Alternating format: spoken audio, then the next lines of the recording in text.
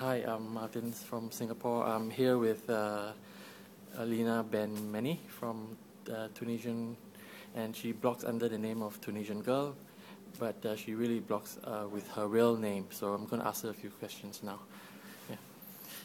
Yeah. Lina, when did you start your blog, and why did you start writing a blog?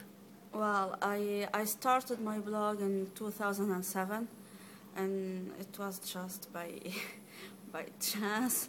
Well, I read an article in a magazine talking about blogs, about the concept of blogging, and I used to write on paper and leave everything for me. So when I discovered the concept of blogging, I decided to share my opinions and ideas with people.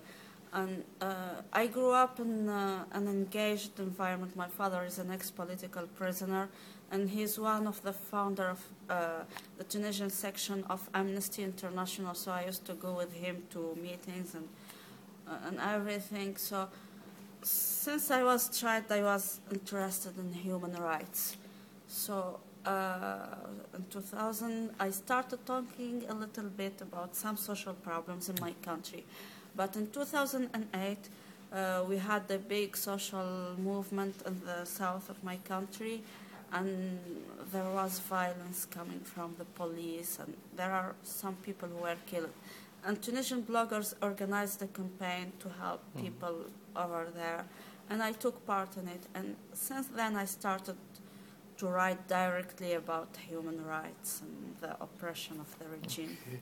One thing about you is that you use your real name, and I was told that that's quite dangerous. So why did you use your real name to blog? Well, I didn't even think about this. For me to be trusted by people, how to say it, to make them believe you and take part in your actions and campaigns, you have to use your real name, and you have to show your face also.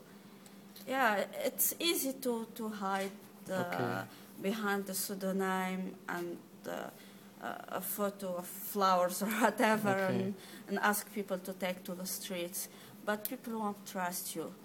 And I also knew that the Tunisian police could catch the people who used pseudonyms, so it is not worth to use a pseudonym. Yeah. And during the Ben Ali regime, were you in any way in danger? Yes, of course. Well, let me say that I was followed by the political police all the time, and in 2010, with a group of friends, we tried to organize a demonstration against censorship. It was a peaceful one, and we followed all the legal procedures and what was written in the constitution, but we were 3 people to sign the notice for the Ministry of Interior. 2 guys and me, they were arrested, and I had the police coming to my parents' house. They broke into my parents' house to steal my laptop, camera, and hard disk, and everything.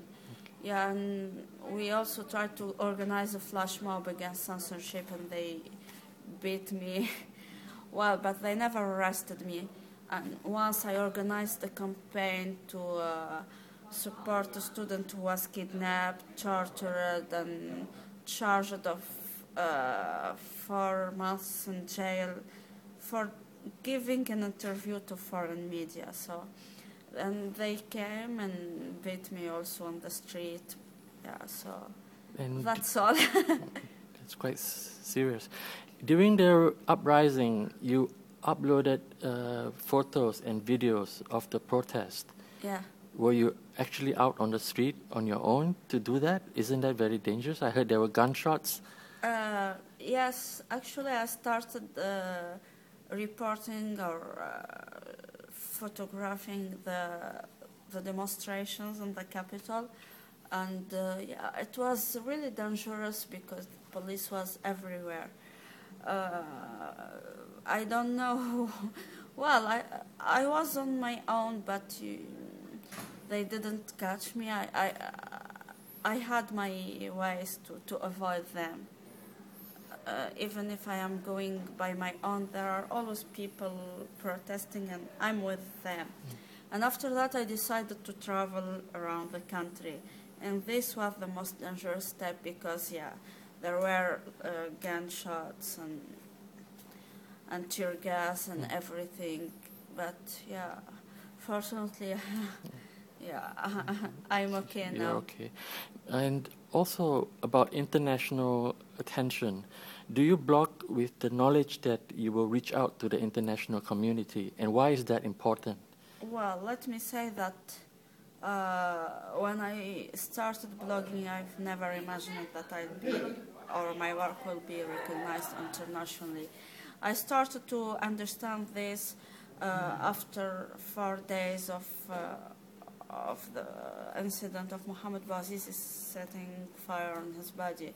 Actually, I blogged about this 2 days after, and the third day I had phone calls from journalists from abroad. And when I blogged about this, I chose to write it in the 3 languages, Arabic, French, and English. And I continued in doing this when I noticed that foreign media were following my blog.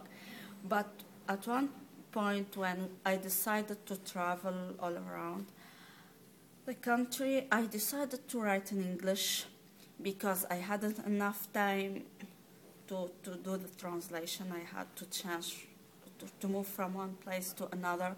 And also because the internet connection was very bad, so I had just to spread the message, to convey the message. Okay. Right now we are here at the Oslo Freedom Forum. How important is it for you to attend international forums like this to spread the message about Tunisia?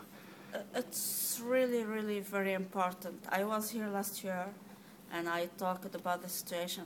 To be honest, I was much more optimistic last year because, yeah, we just got rid of the dictator and we were all happy. But now, after more than 1 year, the situation is not the same. We had elections and the people we elected are not really doing their job as we expected them to do it. But it's important to be here to talk about this because as I am traveling in different countries, I noticed that people think that fair elections mean democracy, which is not true. So I have to talk about real facts happening in my country. But I want also to hear people talking about their experiences, to learn more and to try to help them, because I believe that as an activist, I'm a citizen of the world, and whenever I can help people, I have to do it. I don't have to only help Tunisia and Tunisians. I have to help everybody. So if there are common actions, I have the opportunity to know about this here, and I can help. Okay. Final question. Is life for you now as a blogger or an activist more dangerous or easier? Well, let me say that life now is more dangerous. In the past, I knew my enemy. It was Ben Ali and his regime. Now I'm receiving threats from anonymous people all the time. And I witnessed assaults on other activists from people we don't know. So it's much more dangerous. When you don't know your enemy, when it is, or he is or she is anonymous, it's more dangerous. Now. And in the past, people feared the police and didn't assault each other. Now, under this new freedom, people are able to do everything, even crazy things. Okay, thank you very much. You are welcome. Final picture. Bye-bye. Thank you. Bye-bye. Bye-bye.